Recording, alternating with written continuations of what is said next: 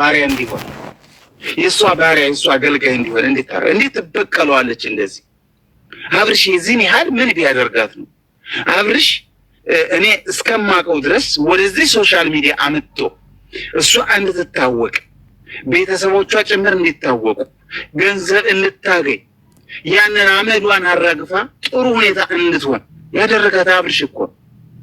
እኔ እኮ በጣም እንዴት የሰው ልጅ እንዴት መተት አድርጎ የቤቱ ገረድ የቤቱ ባሪያ ያደርጋል? ጨቅጫቃ ለአንድ ቀን አዳር ላይ ሄዳለች። አሁን ጭራሽ በቃ ስታደርገው የነበረችውን ሁሉ ሚስጥሩን ሁሉ አሁን አሰማችኋለሁ።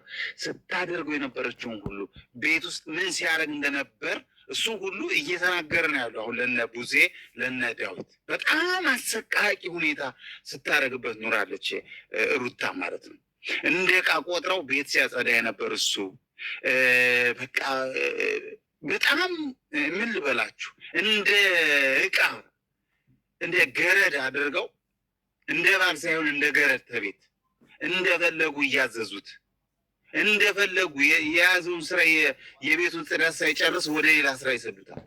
ያን ሳይጨርስ ወደዚህ ሂድ ይሉታል።